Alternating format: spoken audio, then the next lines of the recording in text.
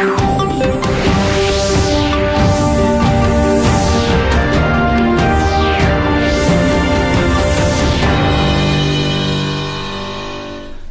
उत्तराखंड समाचार में आपका स्वागत है। मैं देवेंद्र प्रसाद। सबसे पहले मुख्य समाचार। होली और अन्य त्योहारों को लेकर राज्य सरकार ने जारी की एसओपी। होलिका दहन और होली मिलन कार्यक्रम स्थलों पर सिर्फ 50% व्यक्तियों को ही मौजूद रहने की होगी अनुमति।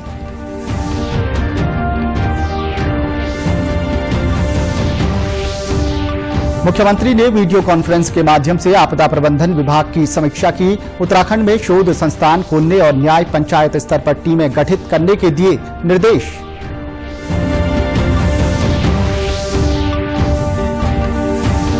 मुख्य सचिव ने किया हरिद्वार कुंभ क्षेत्र का दौरा। हर की पैड़ी में व्यवस्थाओं को दुरुस्त करने और दूधाधारी हॉस्पिटल को भी कोविड हॉस्पिटल बनाने के दिए निर्देश।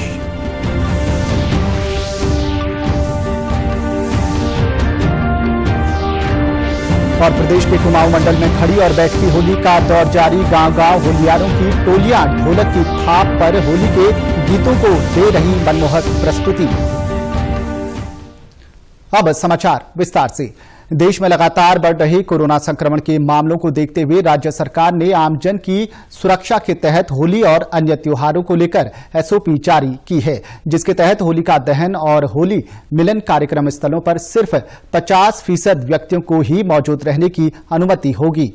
ये संख्या 100 से ज्यादा नहीं होगी। कंटेनमेंट जोन में होली खेलने पर पूरी तरह प्रतिबंध रहेगा। वहां घरों के भीतर ही होली मनाई जा सकेगी। मुख्य सचिव ओम प्रकाश ने सभी अपर मुख्य सचिवों, प्रमुख सचिवों, पुलिस महानिदेशक, गढ़वाल व कुमाऊं मंडलायुक्तों और जिलाधिकारियों को ये दिशा निर्देश जारी किए हैं। एसओपी के अनुसार होलिका दहन कार्यक्रम में 60 साल से अधिक आयु की महिलाओं व पुरुषों, 10 साल से कम उम्र के बच्चों व गंभीर बीमारी से ग्रसित व्यक्तियों को भाग लेने से बचने को कहा गया है। कार्यक्रम में शामिल होने वाले सभी व्यक्तियों के लिए मास्क पहनना और सुरक्षित शारीरिक दूरी का पालन अनिवार्य होगा। सार्वजनिक स्थलों पर होली खेलने से बचने और घरों के अंदर ही होली मनाने की हिदायत दी गई है। वहीं होली मिलन समारोह स्थल के प्रवेश द्वार पर थर्मल स्कैनिंग सैनिटाइजर का प्रयोग करना होगा। बगैर मास्क पहने हुए व्यक्तियों को शालीनता के साथ प्रवेश नहीं करने की सलाह देने को कहा गया है। साथ ही किसी प्रकार के हुड़दंग, सार्वजनिक स्थल पर मदिरा पान, तेज संगीत, लाउड स्पीकर का प्रयोग नहीं करने और संकरी सड़कों व गलियों में होली खेलने से बचने की सलाह दी गई है। होली में पानी व गीले रंगों के इस्तेमाल से बचने, सूखे व ऑर्गेनिक रंगों का प्रयोग करने और गले मिलने से बचने की भी सलाह दी गई है। खाद्य सामग्री के वितरण से परहेज और जरूरी होने पर खाद्य पदार्थ व पेयजल वितरण को डिस्पोजेबल गिलास व बर्तनों का प्रयोग करना होगा। समारोह स्थल पर डस्टबिन की समुचित व्यवस्था आयोजकों के लिए अनिवार्य होगी। ये व्यवस्था होली के अतिरिक्त अन्य त्योहारों पर भी लागू रहेगी। मुख्यमंत्री तीरथ सिंह रावत ने वीडियो कॉन्फ्रेंस के माध्यम से आपदा प्रबंधन विभाग की समीक्षा की। इस दौरान उन्होंने अधिकारियों को निर्देश दिए कि आगामी मानसून सीजन के दृष्टिगत सभी तैयारियां जल्द पूर्ण कर ली जाए। मुख्यमंत्री ने चमोली के तपोवन रैणी क्षेत्र में लापता हुए लोगों के मृत्यु प्रमाण पत्र की कार्रवाई में तेजी लाने की भी निर्देश दिए। उन्होंने कहा कि इससे प्रभावित परिवारों को राहत राशि का भुगतान शीघ्र जारी करने में मदद मिलेगी। मुख्यमंत्री ने आपदा प्रबंधन की दृष्टि से उत्तराखंड में शोध संस्थान खोले जाने की बात कही। उन्होंने न्याय पंचायत स्तर पर टीमें गठित कर आपदा प्रबंधन से संबंधित सभी महत्वपूर्ण उपकरणों की किट उपलब्ध कराने पर जोर दिया। मुख्यमंत्री ने सुरकंडा में बने डॉपलर रडार को जल्द चालू करने और लैंसडाउन में लगने वाले डॉपलर रडार की स्थापना प्रक्रिया में तेजी लाने को कहा है। बैठक में आपदा प्रबंधन एवं पुनर्वास राज्य मंत्री डॉक्टर धन सिंह रावत ने बताया कि राज्य के सभी विश्वविद्यालयों में आपदा प्रबंधन से संबंधित एक चैप्टर शुरू किया जा रहा है। वहीं आपदा प्रबंधन विषय पर 6 माह के सर्टिफिकेट कोर्स भी शुरू किए जा रहे हैं। उन्होंने बताया कि लेखपालों को मोटर बाइक एम्बुलेंस देने की योजना पर भी कार्य योजना बनाई जा रही है। आपदा प्रबंधन सचिव एसए मुरुगेशन ने बताया कि प्रदेश में आपदा की स्थिति को देखते हुए राज्य सरकार के द्वारा आपदा प्रबंधन की कार्यशाला और ट्रेनिंग को लेकर जागरूक कार्यक्रम चलाने पर जोर दिया जा रहा है। हमारा कितने भी विलेजेस है, बस्तियां हैं, उसमें कुछ ना कुछ ट्रेंड पर्सन नॉलेज डिजास्टर के बारे में विद अप्रोप्रिएट नॉलेज है, वो बंदे हर समय रहें, so that before disaster, during disaster और डिजास्टर के बाद में, जैसे गवर्नमेंट सिस्टम वगैरह पहुंचने के पहले, वो है स्वयं एक सोसाइटी के साथ मिलकर वो है उसको संभालें। हरिद्वार कुंभ की तैयारियों को लेकर आज मुख्य सचिव ओम प्रकाश ने हरिद्वार में कुंभ क्षेत्र का निरीक्षण किया। इस दौरान उन्होंने हर की पैड़ी में व्यवस्थाओं का जायजा लिया। मुख्य सचिव ने अधिकारियों को कोविड के मद्देनजर हर की पैड़ी में चेंजिंग रूम और महिला पोस्टिंग को बढ़ाने के निर्देश दिए। उन्होंने कहा कि बैरागी कैंप क्षेत्र में कुछ कार्य अधूरे हैं, जिन्हें जल्द ही पूरा कर लिया जाएगा। मुख्य सचिव ने बताया कि कुंभ के 500 बेड का बेस हॉस्पिटल बनाया गया है, लेकिन कोरोना संक्रमण को देखते हुए दूधाधारी हॉस्पिटल को भी कोविड हॉस्पिटल बनाने का निर्णय लिया गया है। वहीं मुख्य सचिव ने कहा कि केंद्र सरकार की गाइडलाइन का पालन सुनिश्चित कराया जाएगा। कुछ महिलाओं के चेंजिंग रूम जो हैं वो बढ़ाने हैं और उसको जितने चेंजिंग रूम लगे हर की पैड़ी पे उसको कनात से ढकना है और साथ साथ महिला पुलिस की पोस्टिंग करनी है ताकि जो महिलाएं हैं उनकी निजता भंग ना हो। ये था। दूसरा, एक शौचालय जो है वो रिपेयर हो रहा है तो उसको जल्दी रिपेयर करने को कहा है और व्यवस्था हर की पैड़ी की अच्छी। कुंभ का जो काम पूरा नहीं हुआ है वो मुख्य रूप से जो बैरागी कैंप है उसका काम पूरा नहीं हुआ है। रैन बसेरे का काम पूरा नहीं हुआ है। रैन बसेरा 1500 बेड का तो बन चुका है, लेकिन 5000 बेड का बनना है। हरिद्वार कुंभ 1 अप्रैल से शुरू होने जा रहा है। कुंभ के दौरान प्रतिदिन 1 लाख से अधिक श्रद्धालुओं के हरिद्वार पहुंचने का अनुमान जताया जा रहा है। कुंभ क्षेत्र में श्रद्धालुओं की सुरक्षा के लिए अतिरिक्त पुलिस बल की तैनाती भी की जा रही है। प्रदेश को अभी उत्तर प्रदेश से 10 कंपनी पीएससी, 40 रेडियो और 20 माउंटेड जीप मिल चुकी हैं। केंद्र ने आईटीबीपी, सीआरपीएफ, एसएसबी और एनएसजी के जवानों को भी कुंभ क्षेत्र में तैनात किया है। पुलिस महानिदेशक अशोक कुमार ने बताया कि सुरक्षित कुंभ को लेकर पुलिस पूरी तरह से तैयार है। कुंभ मेले में सुरक्षा की दृष्टि से इस बार राष्ट्रीय सुरक्षा गार्ड यानी कि एनएसजी की भी तैनाती की गई है। उन्हें सुरक्षा की दृष्टि से संवेदनशील क्षेत्रों की निगरानी के लिए रखा गया है। तकरीबन 1 माह से एनएसजी और उत्तराखंड पुलिस के कमांडो कुंभ क्षेत्र और आसपास के इलाकों में लगातार गश्त लगा रहे हैं।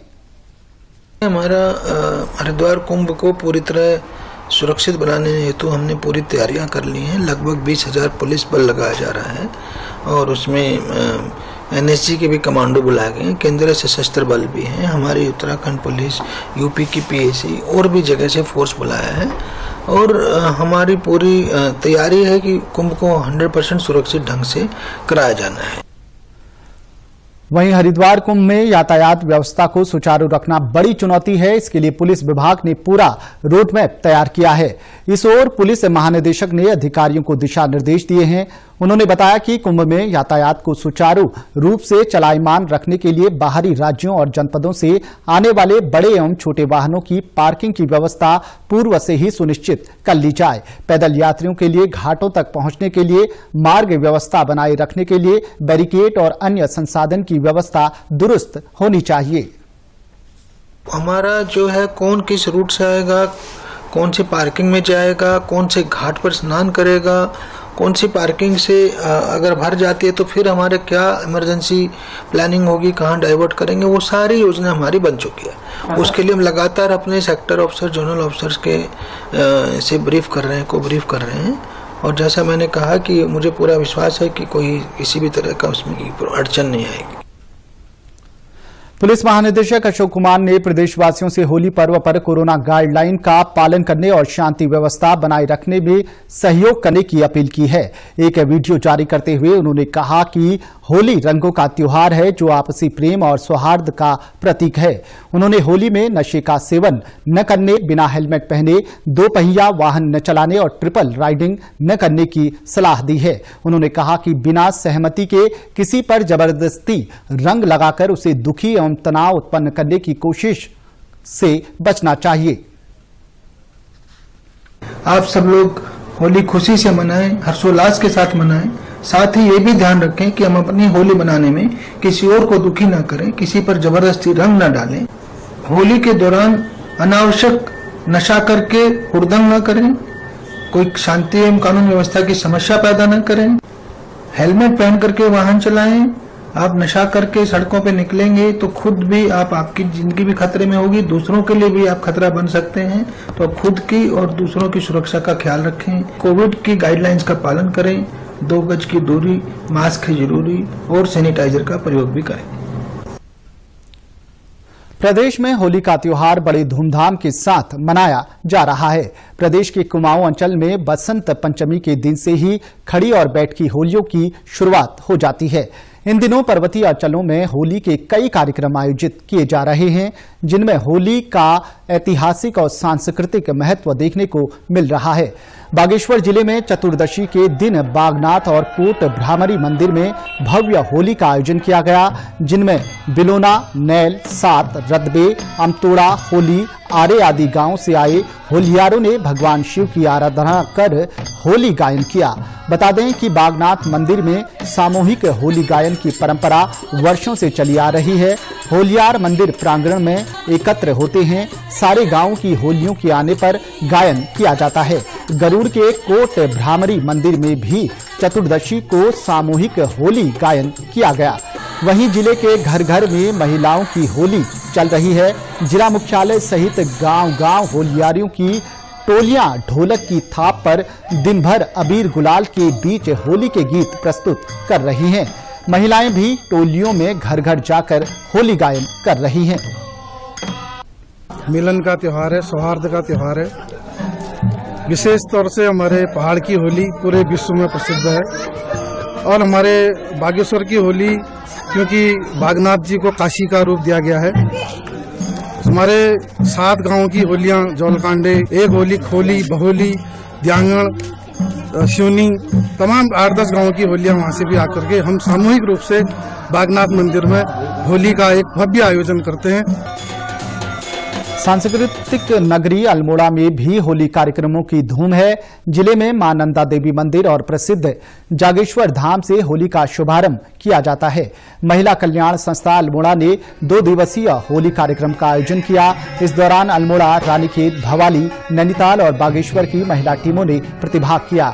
महिला कल्याण संस्था की अध्यक्ष रीता दुर्गापाल ने बताया कि कोरोना ने होली महोत्सव पर भी असर डाला है। उन्होंने बताया कि कुमाऊं में होली का त्योहार पारंपरिक और सांस्कृतिक है। इस त्योहार का सभी को इंतजार रहता है। इस दौरान बाहर गए लोग भी होली पर अवकाश लेकर घर आते हैं। ये कार्यक्रम जो है इसको हम 30 साल से करते आ रहे हैं, जिसमें कि हमारा सोच ये है कि जो हमारी संस्कृति है उसको बढ़ावा मिले और जो हमारे यंग जनरेशन है जो कि इस संस्कृति को बिल्कुल अपना नहीं पा रहा है, तो हम चाहते हैं कि जो महिला होती है वो घर की हेड होती है। तो अगर महिला आगे आएगी तो वो बच्चों पर इन संस्कारों को अवश्य डालेगी, जिससे कि बच्चे भी अपनी संस्कृति से जुड़ेंगे।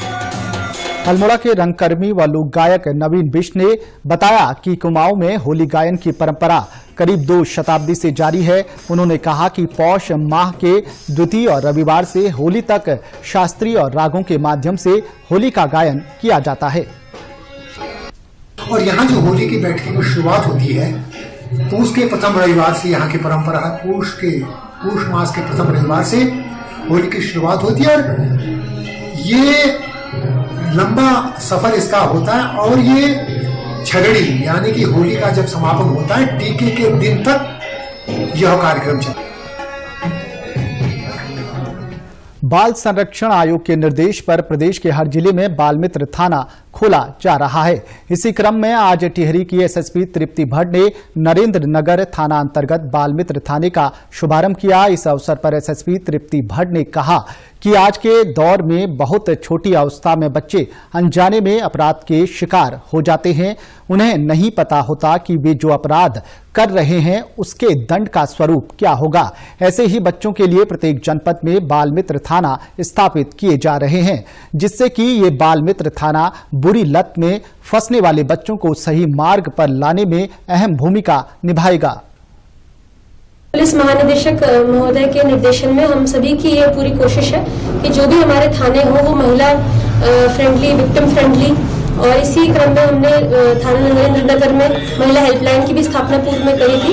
इसी क्रम में आज यहाँ पे बाल मित्र पुलिस थाना, जो हमारे पूरे राज्य के सभी जिलों में बनाया जाना प्रस्तावित है, उसका उद्घाटन आज किया गया, जिससे हमें पूरी उम्मीद है कि जो हमारे पुलिस स्टेशन है वो महिलाओं के लिए और बच्चों के लिए अधिक फ्रेंडली साबित होंगे आने वाले समय में। उत्तराखंड की खबरों के लिए आप हमसे सोशल मीडिया के माध्यम से भी जुड़ सकते हैं। हमारा ट्विटर हैंडल है DD News_देहरादून, हमारा फेसबुक पेज है DD News उत्तराखंड और हमारे YouTube channel DD News Uttarakhand को भी आप सब्सक्राइब कर सकते हैं। कोरोना संक्रमण से बचने के लिए मास्क का अनिवार्य रूप से और सही ढंग से प्रयोग करें। साथ ही सामाजिक दूरी का ख्याल रखें, नियमित रूप से हाथ धोएं और याद रखें, कोरोना को हराना है, मास्क जरूर लगाना है। नमस्कार।